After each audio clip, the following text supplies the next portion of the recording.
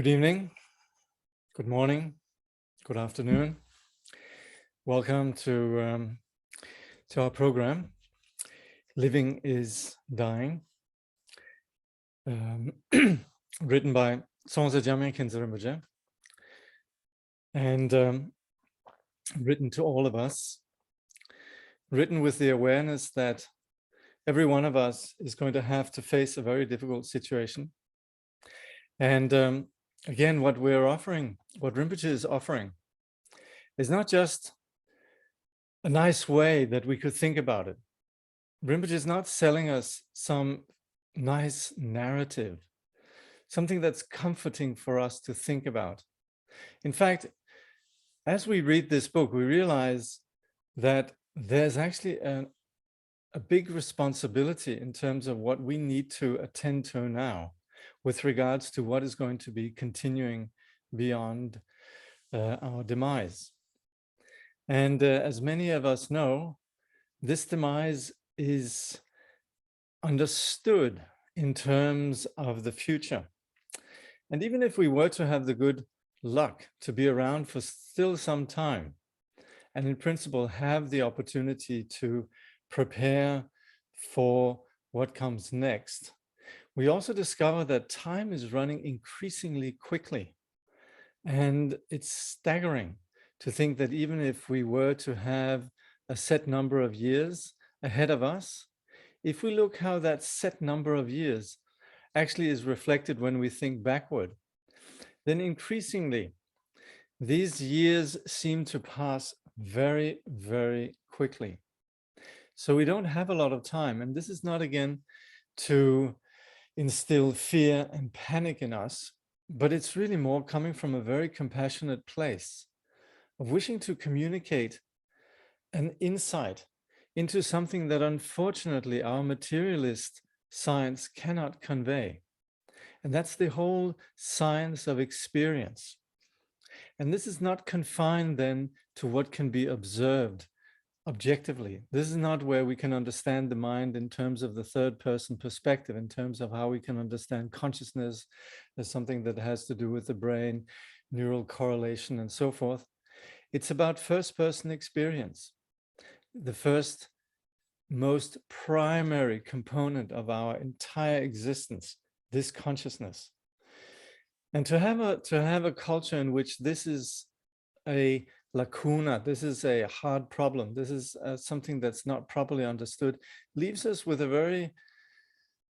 very limited understanding of our reality. So as much as we live in an extraordinary culture in terms of various forms of technologies, all of which are very impressive, to not have really understood the most fundamental aspect of our existence leaves us in a culture, or leaves us in a situation in which we're actually desperately lacking in terms of what really matters. And of course, this is the subject of the Buddhist teaching, and this is where this present work that we're reading here, it fills this conspicuous gap in our education. So I shall now try to present the material, hopefully in a way that does justice to the subject matter. And let's just see here. Actually, today I'm going to include the author here, so you're in good company. I'm going to include the face of the author.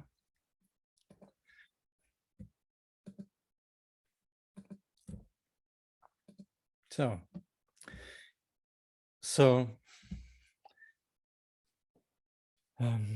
Rinpoche is speaking to us, and presently then we are looking at, let me just see here, put this down here.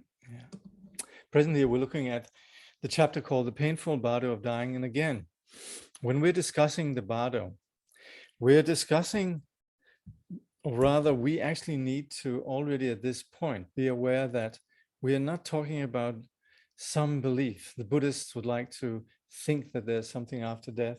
The Bardo teachings actually speak about we're going into, it's a bit like with, with young people, they're going into life. We'd like to prepare them.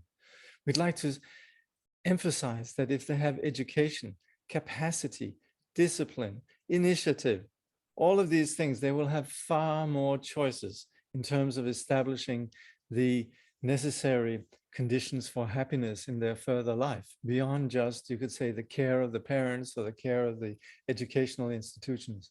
We'd like to prepare those that we care for in the best possible manner. And the same way, Rinpoche is coming from a place of wishing to convey, not just some sort of, like I said before, some nice comforting narrative, but really just enabling us to understand the conditions. Now, in the present text, we have been speaking a lot about what can be done in terms of preparing our mind and in terms of essentially creating the framework and the structures and the discipline for training this mind through the practice of meditation and so forth. In this section here, Rinpoche is clarifying a lot of the concepts, and also in clarifying these concepts, really, you could say, highlighting the values of some of the universal. For example, when we talk about Judgment Day and so forth, we're talking about some themes that really run universally across cultures. These are not just coming from the Buddha, but basically talking about any culture or any system that really takes into account that what has to do with this subjective dimension of our experience. And so we do talk about religions and so forth. And of course, there's a big difference between whether religions are founded on blind faith or whether they're, like Buddhism, founded on actual insight, actually verifiable insight into experience. Regardless of that, we have a lot of extremely valuable advice and insights that are passed down from extraordinary great beings all across the board, across many different cultures. And if you're here in this present course, you're obviously willing to listen to some of this. But here we'll be clarifying some of these concepts from the point of view of the Buddhist teaching. Rinpoche writes, many religions warn that at death, their followers will appear before a judge who will weigh their good actions against their bad actions, then send those who have done more good than bad to heaven, and those who have done more bad than good to hell. Buddhism, on the other hand, teaches that the only judge you will stand before is your own mind. So there are these injunctions that can position you could say, the authority on some external agent, or we can understand that it is in fact ourselves that are constructing our reality. Either way, to merely be aware of that, the fact that our action has consequences, rather than some idea that, oh yes, when you're dead, and it doesn't really matter what's going to happen, which is such a prevalent belief, such a profoundly unsubstantiated and yet immensely prevalent belief among, you could say, persons in the modern culture. Anyway, coming back to what actually happens with our consciousness, not just in the sense of what happens in the future, but also what we can identify, what's happening with our own mind in the present situation. Then Rinpoche says, imagine you steal something from a friend and get away with it. Although you avoid punishment, you still have to live with yourself. And for years, your bad consciousness makes you feel terrible. Similarly, when you die, your guilty conscience will ensure that you remember all the harmful, unkind things you have said and done in your life. And those memories will make you suffer. But there will be no separate entity outside of yourself to sit in judgment over you, no powerful almighty being to weigh your good actions against your bad on a set of scales, or to record everything you have done in an enormous ledger. There will be no external judgment passed on your life's actions. But note the term external. And in some way, there is such a, you could say, unanimous agreement across the spiritual traditions, really, that our mind is not contingent on the physical, then mind doesn't just end when the physical dissolves. There's simply not the mind is just not like that. And so that's where the way that we've constructed ourselves is something that carries on. So as such, we, you could say, are responsible. We will, you could say, reap the seeds that we have sown and so forth, not on due to external conditions, but entirely just on the fact that we've planted particular impulses, particular motivations, particularly attitudes within our own being. And we've identified with it, we've run with it, we've deepened these habits, and it's become part of us. Rinpoche says, Buddhists believe the causes and conditions each of us gather that have neither been subject to obstacles nor ripened into a result do not dissipate on their own. So of course, these actions that we lay down, we can temper them. We can work with them. They're imprints that we've left on our own mind, but we can work with these conditions. And that's where we can have powerful regret about something we can have done, then obviously then the impact, the way that we will look later at something called the Alaya, the storehouse consciousness. This way that this action is layered in our Alaya is very different, depending on whether we really rejoice and what we really, for example, hurt somebody. We're really proud that we hurt somebody, or then we might actually really regret that we hurt somebody. The way that the mind is constructed is hugely different, depending on the attitude that accompanies this action. And that's where the way that this action has, you could say, if it's just allowed to be left there, then yes, then it doesn't dissipate. But of course, how we work with an action, an imprint, and so forth makes a huge difference. So, but then saying an action just is left there, then Rinpoche says, whether or not the intention behind everything you have ever thought, said, or good or done was good, kind or virtuous, or bad, unkind, and vindictive, if that karma has not been purified, you will reap the results. So assuming that you just leave them as they are, this, of course, could be interpreted as a kind of judgment, but it will be you who judges your own motivations and actions, not an external entity. Again, we construct ourselves through our actions. Basically, your death, after-death experience, and future rebirth are determined by the causes, conditions, and intentions and actions that you have gathered during many lifetimes.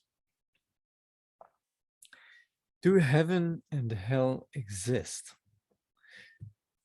Again, these are entirely notions that come from the Abrahamic traditions, but they've become such a strong culture, you could say part of our culture, that when we talk about what happens after death, then naturally, without exposure to really a greater science of the more complex nature of what happens when we die, then we're sort of very often confronted with this sort of this idea from the Abrahamic traditions that either you go up or you go down. It's sort of very absolute and rather simplistic, but it is very much what is on people's minds. And very often in the discussions around this, you again sort of fall into this sort of extreme where some would say, oh yeah, well, then you're going to go to heaven, or now you're going to go to hell, and so forth, which of course lends itself to a lot of comedy and a lot of, you could say,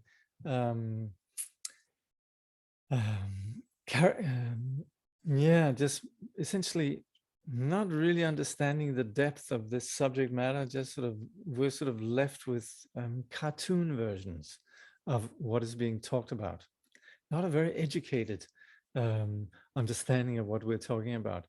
But it seems to be notions that we have to contend with. So they definitely deserve being clarified. Rinpoche says, Buddhism tells us that both heaven and hell are states of mind. So depending on how much control you have over your mind, basically, whether or not you're prepared for death during life. At death, you may imagine you are experiencing one or the other. What you see will depend on what your mind projects. You may not see the ox-headed hell guardians described in sacred Buddhist texts. The creatures your imagination conjures could be even more hideous. And by the way, creatures like the ox-headed hell guardians are all symbolic. So we very often have in the Buddhist context the understanding that what happens after death is what we described earlier in terms of the 6 realms of existence. They're all creations of the mind. And similarly also the various dispositions, the various psychological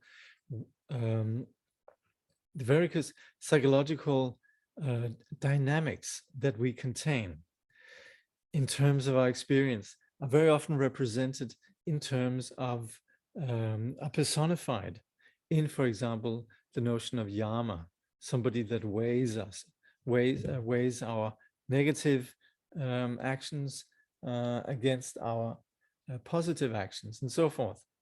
Again, this is a more simple way to explain these complex concepts. And of course, in many pre-modern cultures, then this was a way to just sort of describe these things. But to us who come with an analytical understanding and so forth, well, that's where we need to have explanations that go more beyond just the sort of that sort of simple way of explaining it. And that's, of course, where we're talking about something that is just the creations of our mind. Rinpoche says, with the right preparation and motivation, you may experience a projection of Amitabha's realm, which is a Buddhist version of heaven. And then again, this is Rinpoche sort of addressing our beliefs around these things and slightly simplifying it, because of course, Amitabha's realm, again, what we mean with that is really just a condition of connecting with the dimension of enlightenment. If we have the fortune to connect with enlightenment in the form of the Buddha Amitabha and so forth, that's one thing. But in general, just understanding that the preparation and motivation that we can bring, it enables us to experience a more autonomous, a greater autonomy, a greater freedom at the time of death, and be more clear about where we wish to head. And that, yes, we can refer to that as heaven, in that there's some free will in terms of where we're going. But then Rinpoche says, but if your habits are driven by negative emotions, your mind could just as easily project a hideous, terrifying, and violently volatile landscape, a hell realm. So if we've been habituated to just blame everything on others and the whole world around is against us and so forth, and essentially live with a profound loathing of ourselves, loathing of our world, yes, then we have all the right conditions for perpetuating that experience. Either way, Rinpoche says, both experiences are created and projected by mind. Neither exists outside your mind, and therefore neither heaven nor hell exists externally, outside of the creations of the mind. What continues after death? Does a me or a self or a soul continue after death? Yes, just as there has been a me throughout your life, there is a me that continues after death. The me I was yesterday continues to be the me I am today. The me I was last year continues to be the me I am this year. And the me I am today will continue to be me after I die. This me, however, is not like the religious concept of a soul that is spoken of in the Abrahamic religions. It is merely an imputed idea. In other words, me is an illusion. But don't despise me just because it is an illusion. All our illusions are very powerful, and the me illusion is the strongest of all. Now, that is where there's a really key concept here that we need to understand. In Buddhism, we talk about anatman or anatta, no self. But we understand that that understanding of no self has been lost. And you could say a large part of the Buddhist project is for us to realize that in reality, phenomena don't possess a self. In reality. But the Buddhist understanding is presently, we don't understand that. We're deluded. And what we actually have, what we call mind, are singular moments that continue one after the other. But we attribute continuity to that. And it's on the basis of attributing continuity to what is in fact just a chain of singular moments, to attribute solidity to what in fact are just constructions of particles or dependently arisen phenomena, or whatever. That whole delusion of attributing solidity to both objects and to this subjective mind, that is what Rinpoche here says is an imputed idea. That's the delusion. And that's where it's necessary to extract ourselves from that delusion. But as long as we haven't extracted ourselves from that delusion, yes, I'm the same. I have that notion of me that I had when I was 7. From the very, as far back as I can remember, I'm thinking me, right? We have that, but I've also noticed as I've been exposed to the Buddhist teaching, isn't it interesting when I let go of that rigidity around me, much more freedom, much more ease. The moment that I retract into neurotic uptightness around self, much more suffering. The moment that I analyze, I actually can't find a self. That goes for the person here, and as well as the objects that I observe. And so the imputed idea of self is something that if we analyze, we can see it's actually something that is a flawed assumption. It's an imputed idea. If we don't analyze, we just keep stumbling along blindly. And that's where that notion of me persists. Rinpoche says, the Oxford English Dictionary tells us that the Abrahamic religions think of the soul as the spiritual or immaterial part of a human being or animal regarded as immortal. These religions also believe that animals and other beings have a different kind of soul to human beings. Actually, recently there was a collection of 150 scientists, including Stephen Hawking, I believe, and other significant scientists who actually agreed that animals do have consciousness for a long time, right back from even the time of René Descartes. There was the notion that, oh yeah, animals out there, we can experiment on them. They don't really have a soul. It's only us humans that have soul. But now, and for a large part, there's been a notion that, well, you know, those beings out there, the fish, the ants, and so on, they don't have any soul. We can do what we want with them. And actually, all these scientists agreed that, yes, they, just like us, they experience displeasure, discomfort, fear, hope, and so forth. So that's where we have to agree there's a shared experience common to human beings and animals. So, but anyway, the point here is really that there is some notion of something that is indestructible. And that's where the Buddhists, no, they don't really believe that. Rinpoche says, these religions believe that animals and other living beings have a different kind of soul to human beings. Buddhists, on the other hand, believe in continuity in the sense that this illusion continues. We believe that our idea of a me or a self will continue after death and into a new life. And again, this is not particularly good news. This is just how our illusion exists. But that's how we need to take responsibility that presently we are afflicted. And so we need to deal with that afflicted condition of believing in this continuity. Rinpoche says, but of course, we must also remember that the concept of continuity is a relative truth. And like all relative truth, was arrived at by a deceptive mind. Now, how does that work? Rinpoche then explains, if I strike a match to light a white candle, then use that candle to light a blue candle, is it the same flame burning on both the white and blue candles? Yes and no.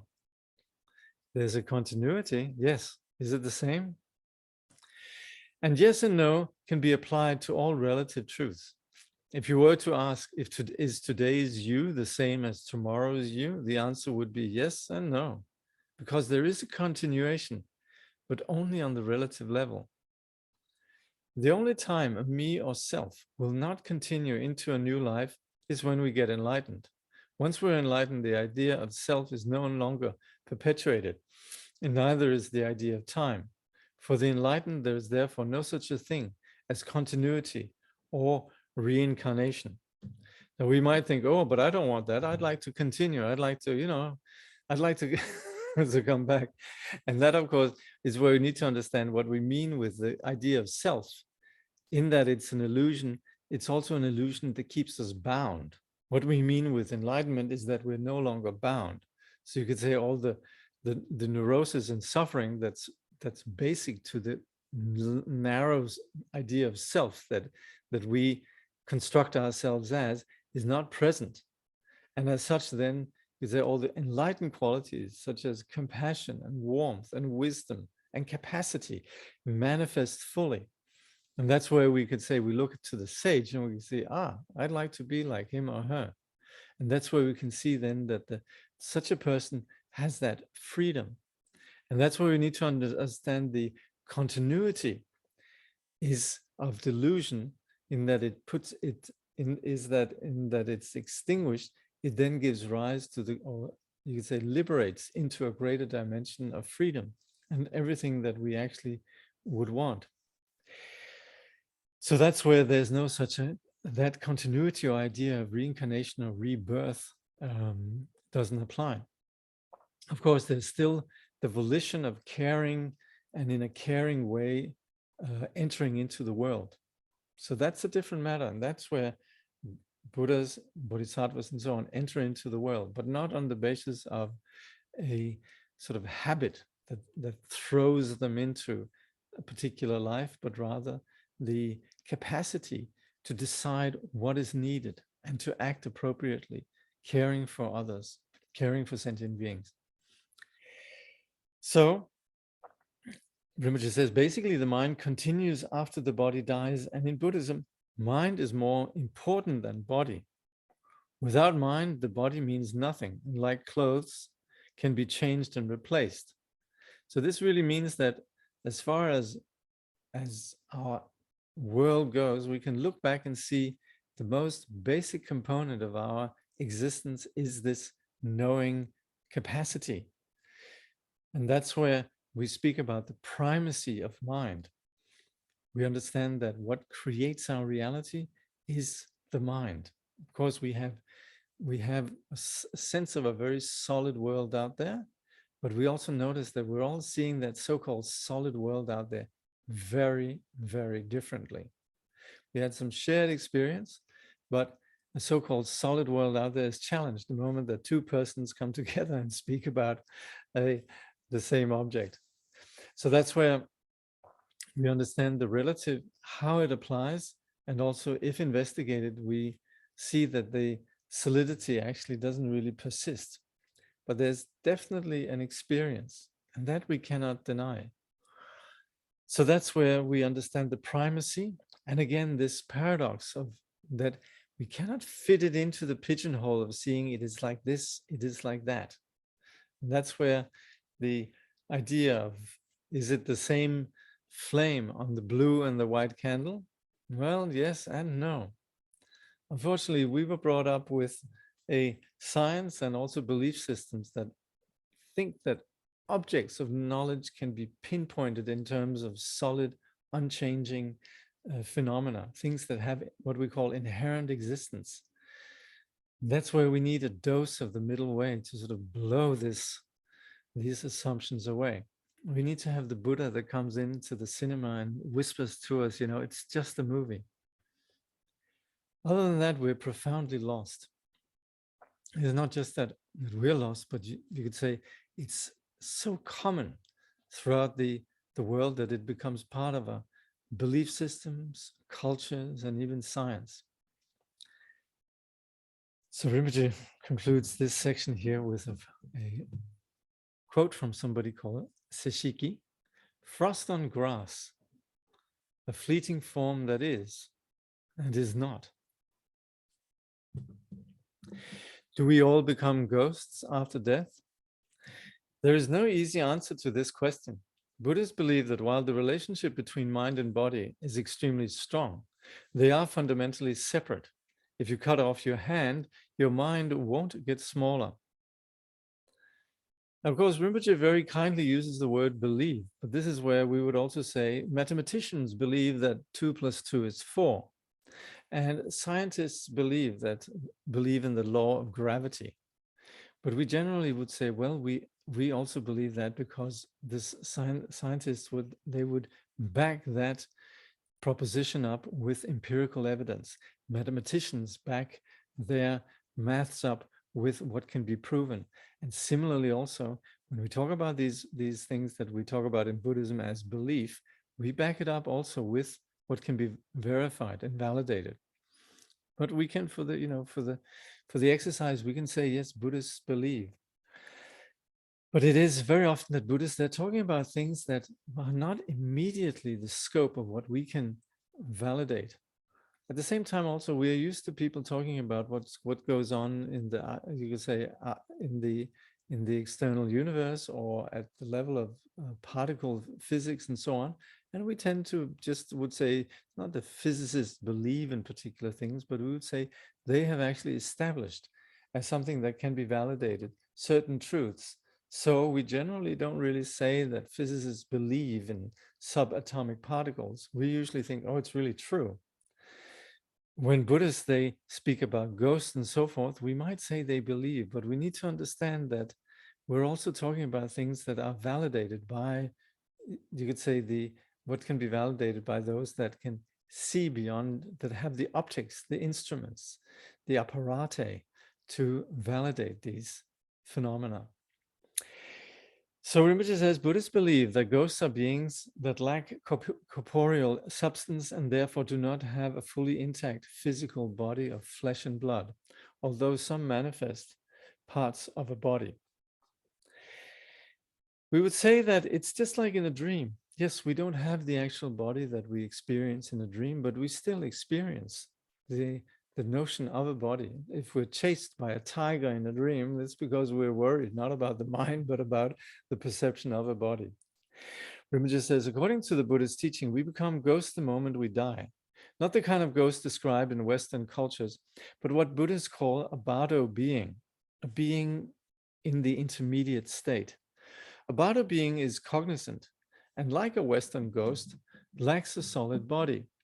This means that neither Western ghosts nor Bardo beings need to use a door to get from one room to another. In most of the Western cultures that believe in a soul, a ghost is generally thought to be the invisible but incorporeal expression of the soul of a dead person. Buddhists, as I've already said, do not believe in a soul as a truly existing phenomenon. So the ghosts spoken of by those who believe in a truly existent soul are necessarily different to the Bardo beings that Buddhists believe in. And of course, this also, in the West, there's a very primitive understanding around this whole dimension. And of course, we talk about ghosts as usually very often associated with all sorts of sort of entertainment and ideas and so forth. That said, a lot of, certainly my friends, are able to see things that I can't see. And so it's not really that, you could say, it's not just a Hollywood creation, but really what a lot of people experience. But they're also very uncomfortable speaking about these experiences in a culture where these just officially don't exist. Anyway, within the Buddhist context, there's a talk of a lot of classes of beings that we could call ghosts or whatever, but in fact there is within not just Buddhist but general Asian cosmology and most cultures that aren't married to this very limited materialist and physicalist outview, there's a very clear understanding of all sorts of entities that have various forms that are not necessarily easily seen by most humans. Rinpoche says, like human beings, some ghosts are vicious and nasty, and many are insecure. But a ghost's first thought is not willfully to harm others. It is how to survive. So also ghosts, while we might be uncomfortable with the idea of persons or individuals we can't see, they're just like us. They also suffer from these insecurities. So Rinpoche says, obviously, if you threaten a ghost's survival, it won't be happy. But as living beings have physical bodies and ghosts don't, there isn't much a ghost can do. Most of the living can't see ghosts, but most ghosts can see the living, which is a big disadvantage. People sit on ghosts' seat all the time because they can't see the ghost that is already sitting there. You wouldn't be sitting on a ghost, you could be sitting on a ghost seat right now. Buddhists consider many of the spirits worshipped by shamans to be ghosts, but such spirits only give very mediocre attainments, like success in business, a good harvest, and so on. That's why in many cultures you have this practice of putting out objects, offerings to particular categories of spirits. But again, this is a rather, and with the hope that something might come out of it, good harvest and so forth. Do we all assume new identities after death? Yes, Rimita says, but remember identity as an illusion. Are you sure you know who you are right now as you read this text? And how likely is it that you will continue to be described as the mother of your present daughter in your next life? Think about it. Based on the law of karma, if you're reborn as a chicken, your present daughter might end up roasting you and serving you up for a family meal. The entire idea of continuity again is, do we really have an identity? And if so, are we the same persons we were yesterday? Are we the same persons we were when we were children, teenagers, in the early part of our adult life and so forth? This is very questionable. It's again one of these both yes and no answers. Rimita says you will most certainly meet your family and friends in your next life, probably millions and millions of times.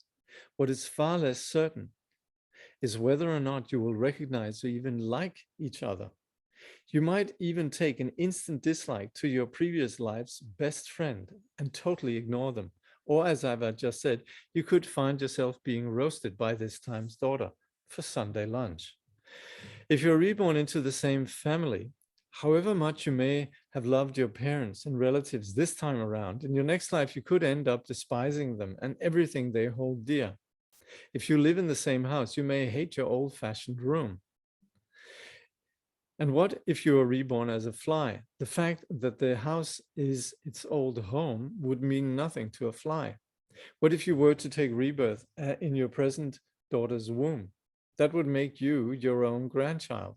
And by the time you become an adult, you may have made a career out of fighting against everything your grandparents stood for, meaning yourself. Fundamentally, human beings are chronically insecure about who we really are. Our sense of identity is defined by our nationality, religion, and citizenship, then further shaped by the groups we support. We may decide to become ardent supporters of the National Rifle Association or an animal conservation society to save the turtle or protect the tiger or join the right clubs, pray with the most righteous religious faction, or endeavor to live in what we believe is a free country. And we do all this simply to reaffirm again and again the kind of people we think we are. So it's worth bearing in mind that when we are dead and roaming around in the Bardos, not only will these insecurities be 1,000 times more intense, but our longing for a sense of true identity will be 10,000 times more powerful. Our unresolved sense of instability and uncertainty could then become so inflamed and aggravated that we end up suffering from unprecedented existential angst.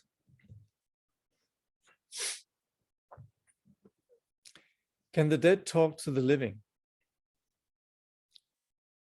You will probably be able to see the living for a few days after you die and may even try to make contact with them. In practice, the dead rarely interact successfully with the living and eventually are unable to see the living at all. One of the most painful experiences suffered by Bardo beings is a sudden loss of the kind of social interaction they were used to while they were alive. You could say we so much gain our sense of security on the basis of our relationship with others. It can even be painful relationships, but there's this sense that it confirms the self. We might thrive on the dramas that we make. We, of course, would like to think that we want happiness, but so often our sense of self is actually bolstered by conflict, by continually regurgitating narratives about things that happened in the past or things that we're suffering from now. And so as a Bardo being, all of a sudden, no longer having these reference points, we feel incredibly, like Rinpoche then says, lost. Rinpoche says they feel lost, abandoned, and very lonely.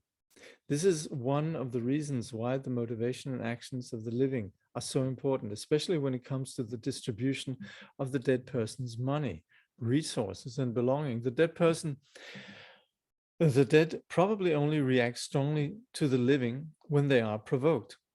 But extreme emotions are very dangerous for dead people. And if the Bardo being were to get angry because a loathed cousin had taken possession of a much loved leather attaché case, that flash of emotion could have the power to block the dead person's progress through the calming Bardo of becoming.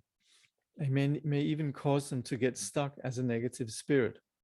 If that were to happen, their Bardo experience would not be limited to 49 days. It could last for eons. How long before rebirth?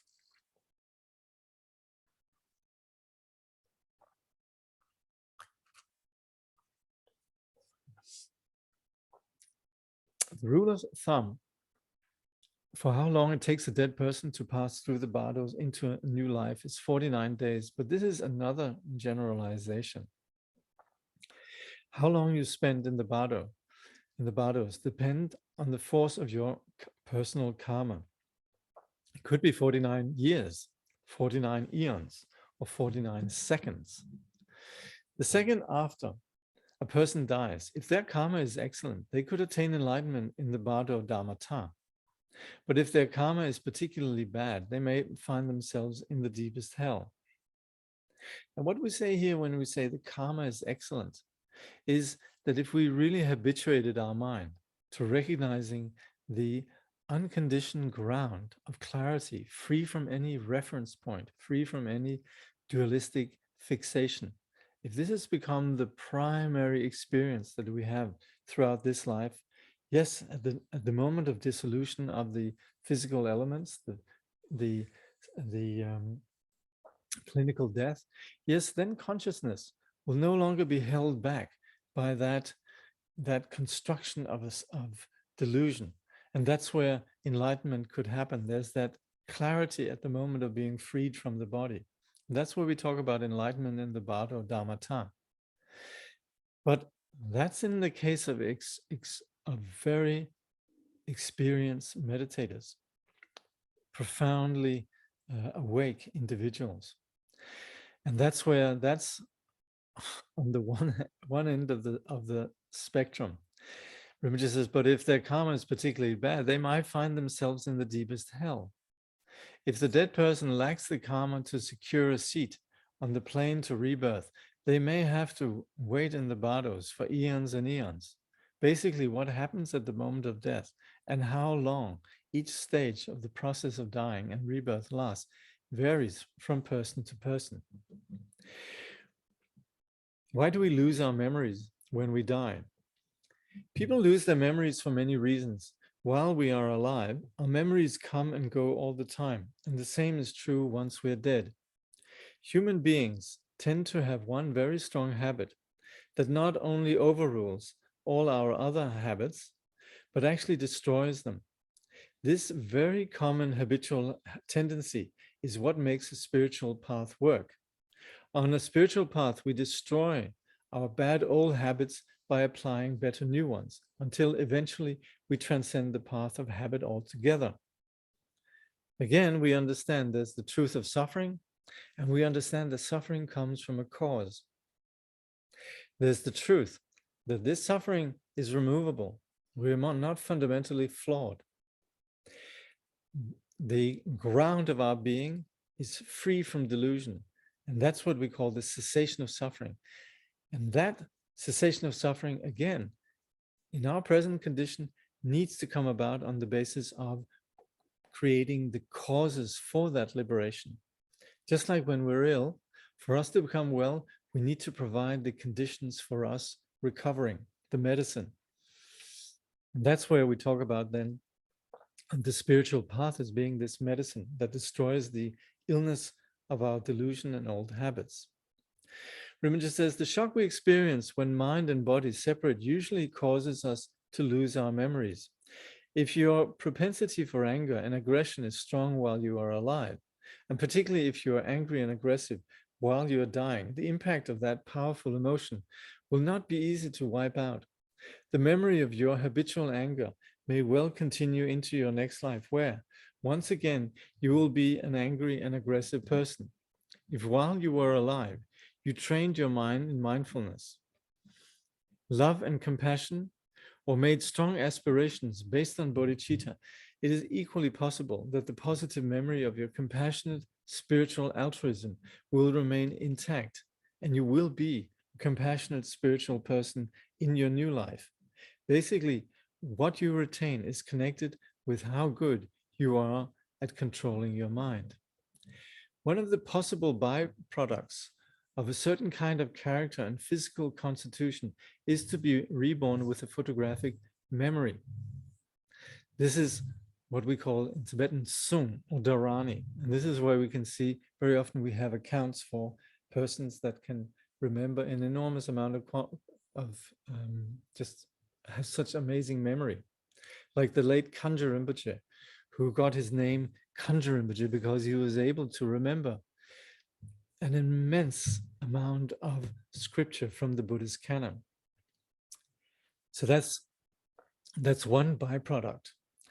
Another cause that leads to an excellent memory is to have trained yourself to concentrate and not get carried away by distraction.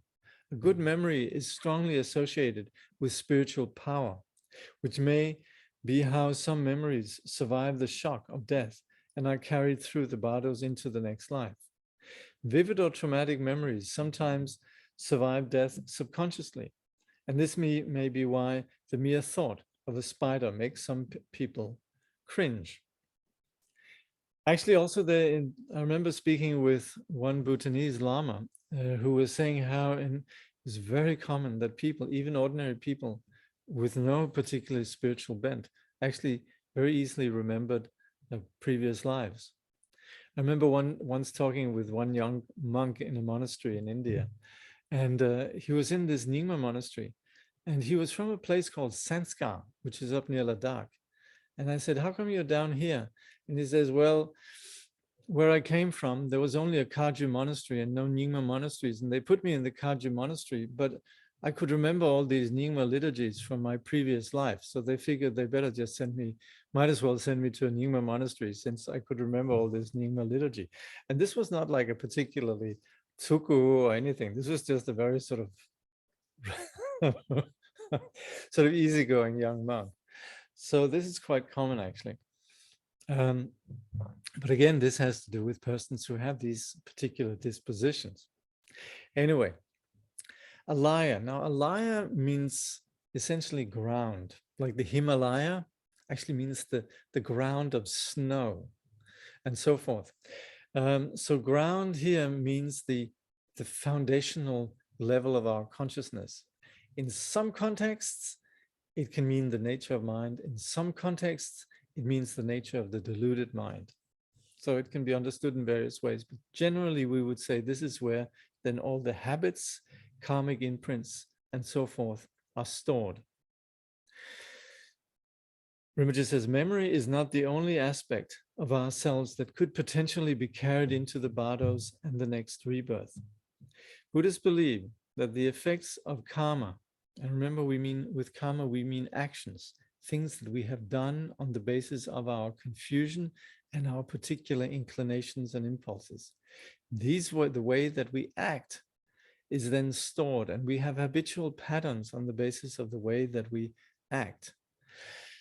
The effects of karma are stored in what we call the Alaya, and that after death, this Alaya is carried into the next life. Alaya isn't like the Christian concept of a soul. I'm told that Christians believe the soul you have now is exactly the same soul that will go to heaven or hell.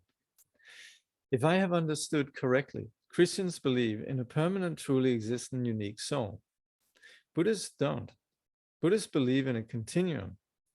We might, but again, like Trungpa just says, it's a continuum of what is in fact discontinuity, the way that we impute the notion of self to these, you could say, episodic moments of experience.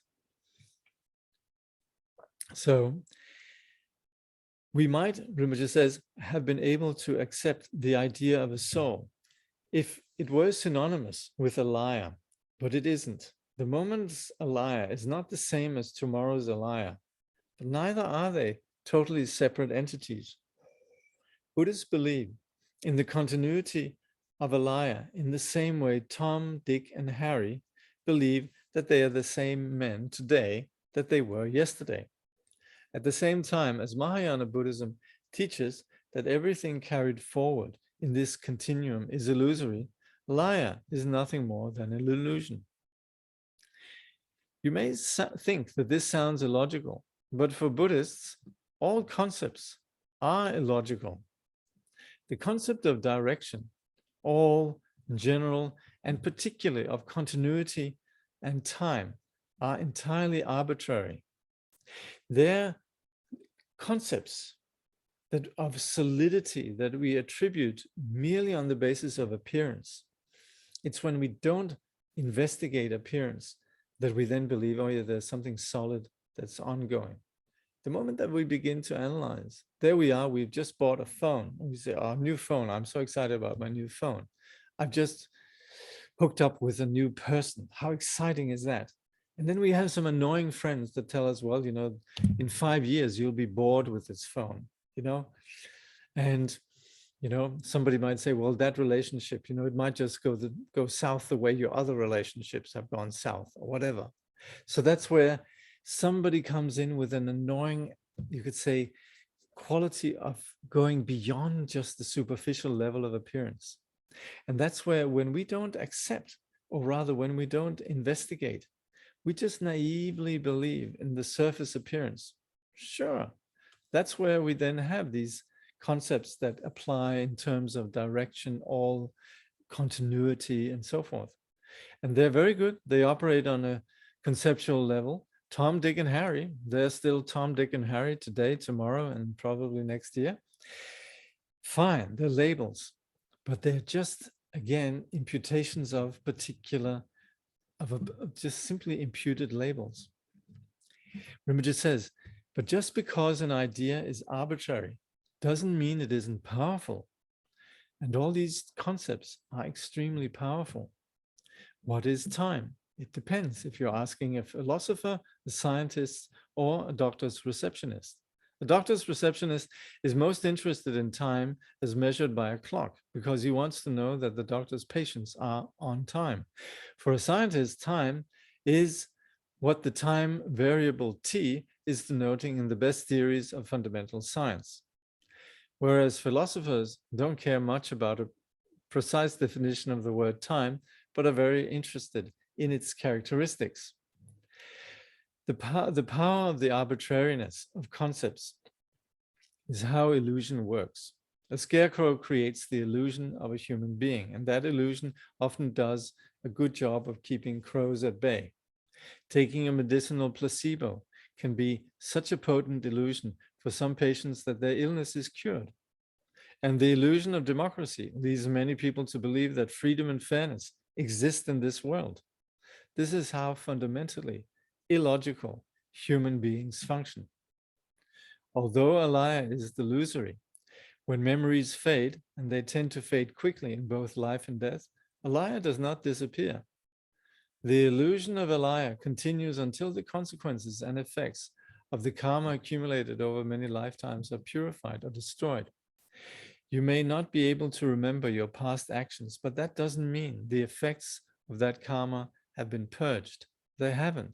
The effect of your karma will continue to create more delusions, more hope, and more fear, and will also induce more actions. This is why the wheel of cyclic existence, samsara, continues to turn. Until the seed of Alaya is burnt, destroyed, uprooted, or sterilized, the projection of the 6 realms will not cease, and you will continue to suffer, feel pain, and so on. rebirth. Some people nowadays, they actually distinguish between the notion of reincarnation, which is that there's some continuity, and rebirth, which for people like Charlie Rinpoche and others actually are quite valuable terms of actually that there is something that takes birth again and again, but it's not necessarily a continuity. Anyway, here it's being used synonymously. Rinpoche says there's a great deal of skepticism these days about reincarnation or rebirth, so much so that new Buddhists often wonder if they really will be reborn after they die. Every day we take for granted that there will be a tomorrow, but in reality we're making a gross assumption, the kind of assumption that philosophers describe as an imputed projection.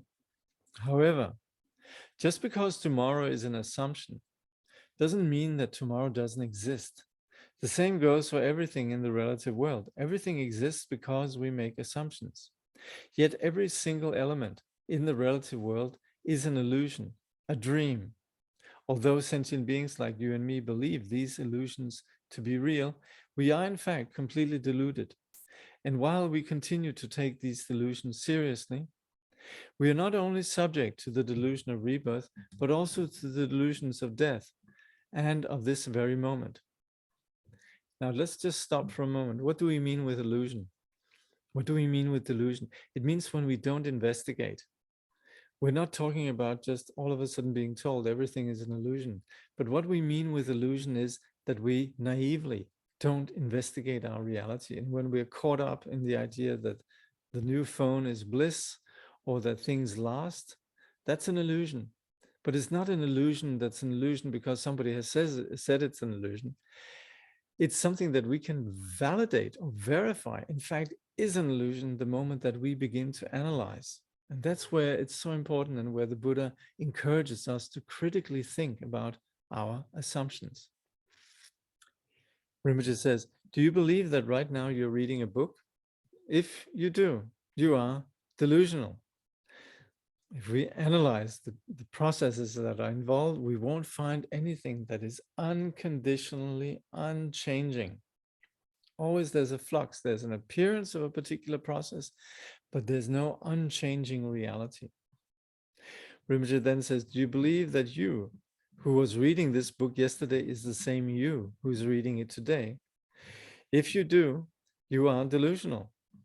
As everything is a delusion, the belief in rebirth and the belief that there is no such a thing as rebirth after death must both be delusions. Same thing, New York City, yes, it's a delusion. Paris is a delusion. Our entire realm of experience is a delusion. So all of this we call relative truth because in the absolute, we cannot find anything enduring that has inherent truth. And yet, New York City, Paris in our reality appears very real to us. So Rinpoche says, as I mentioned earlier, just because something is a delusion doesn't mean that it isn't powerful. All delusions are extremely powerful. Can rebirth be proved? Dr. Ian Stevenson at the University of Virginia dedicated much of his 40-year career to documenting thousands of cases of children who claimed to remember their previous lives. Well, normally we would say about 1,250 cases, actually. Does his work prove that rebirth really exists? In a way, yes, it does. But from a Buddhist perspective, a concept like rebirth is a relative truth, never the absolute truth. Buddhists can only accept the kind of research Dr. Stevenson came up with on a relative level, because at no point did the Buddha said that rebirth exists as an absolute truth. And of course, we can still read, if we read the sutras, we would constantly be reading about rebirth and the kind of rebirth that happens. And all of that is about the relative level, but it's nevertheless something that Buddha continually refers to. This is an important point because sometimes people say, oh yeah, well, the Buddha didn't talk about rebirth. That is not true. We look at all the sutras, there's countless references, just like the Buddha would refer to individuals, would refer to houses, would refer to particular categories of experience and all the realities of our phenomenal world.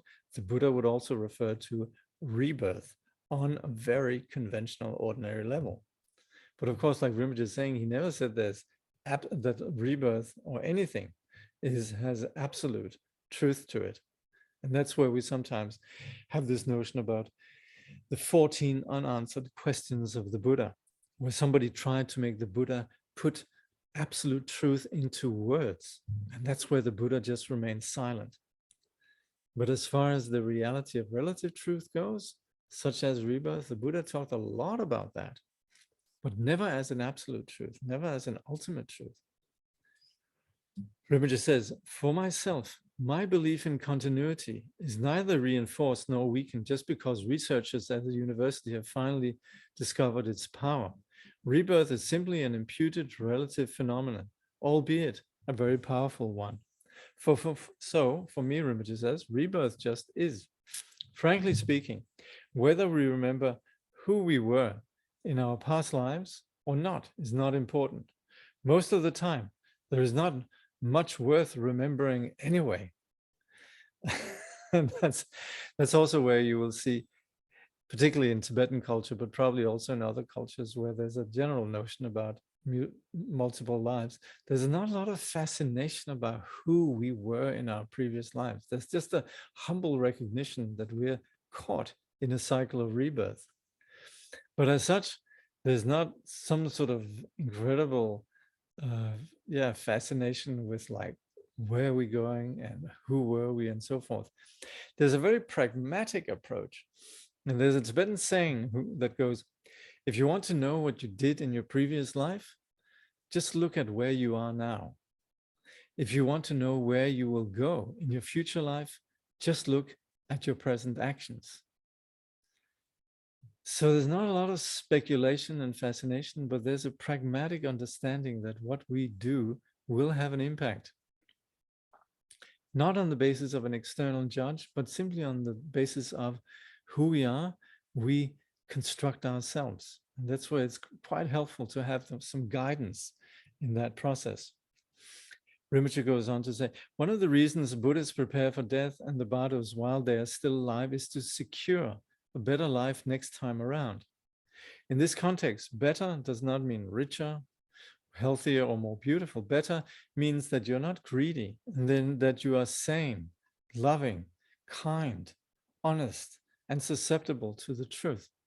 In other words, better means having the opportunity in your next life to become better acquainted with the Dharma. So this then concludes the chapter on the painful Bardo of dying. And apologize once again for going slightly over time. I'm just going to see in the chat here if there's some questions. Oh. Okay, I hope the sound is okay. What is mind then? And what is this ability of taming it? Well, actually, I'll upload something. I was just reading the other day on the Wednesday. So if ever you happen to have Wednesday, could attend the Wednesday class. Mind, we would say, has the quality of being luminous and being cognizant. And in that it is something that can conjure up image, experience, and so forth. It has what we call the luminous quality. And it's cognizant. It knows. It's that first person subjective experience. And that's where, again, the point is also that this quality of mind is not something that's continual, but it is actually what we were discussing. It is what's called episodic. It's moment by moment by moment. But we can also see that this so-called continuity can always be interrupted. So it's not as if our mind is just one continual stream of the same image. There's continually shifting in the mind.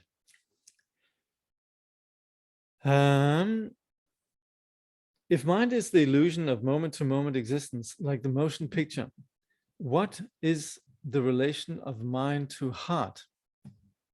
Well, we would essentially say that any of these constructions, whether it's mind or heart, We typically understand mind in the Western context, but this is something that's unique to the Western vernacular and the Western understanding, that heart is associated with emotion, and sometimes also to the, you could say, non-linear. That mind is more, you could say, cerebral, more linear, more rational. But as far as the Buddhist, as far as what we're talking about here, it really all falls under the category of mind. It is that intangible dimension of who we are. And we are a mix of both mind and heart. If we take mind to mean general confusion and heart to mean Buddha nature, yes, then of course you could say the true nature of mind is the heart. But again, this is a little bit sort of basic to the Western style of understanding. Do you think learning about the Bardo, even if I am not a good practitioner, will help us in the Bardo? Definitely. And above all, it'll motivate us to really educate ourselves to understand the nature of the practice. And then above all, the most important thing is to actually practice, to actually calm the mind, be able to choose positive actions over negative actions, to have the sanity to gravitate towards that which is beyond just our self-centering. You can say when our mind goes into a small, narrow place, then we very often react in terms of attachment, aversion, desire, greed, anger, and so forth. And when we begin to loosen that, then we naturally are more inclined towards that which is constructive, what we could call virtuous, positive, and so forth. Qualities like compassion and so forth emerge more easily. So you can say, if we sum all of this up and say, what should I do? It really just comes down to practice the Dharma. And of course, all the learning that we might come across, really all it will really point to is the value of what it says in the Vinaya very briefly, which is to Dharma, and the teaching of the Buddha is to abandon all negative actions and to embrace positive actions and to master the mind. So anything we do in terms of studying the teaching always is something that helps us.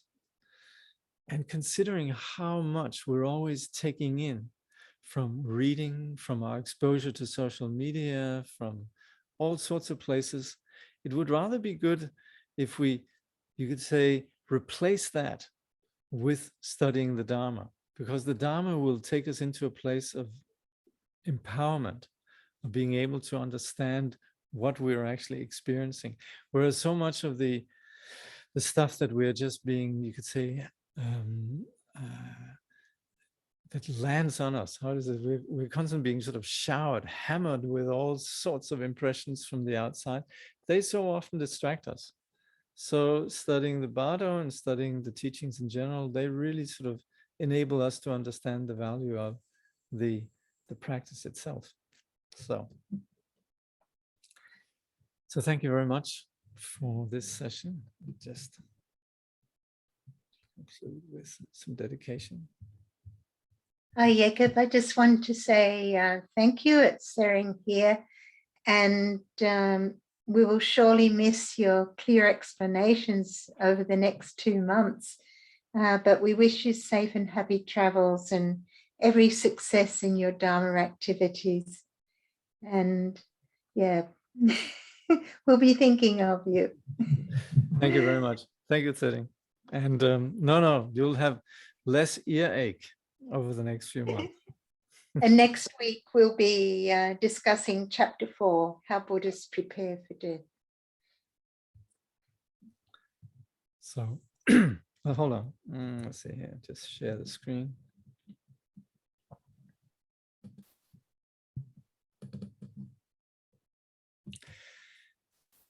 This virtuous accumulation of merit we offer so that all obstacles dissolve. And at that time of our death, each of us may find ease in dying and swift rebirth in the pure land of great bliss, quickly gaining enlightenment for the benefit of all sentient beings. Thank you very much.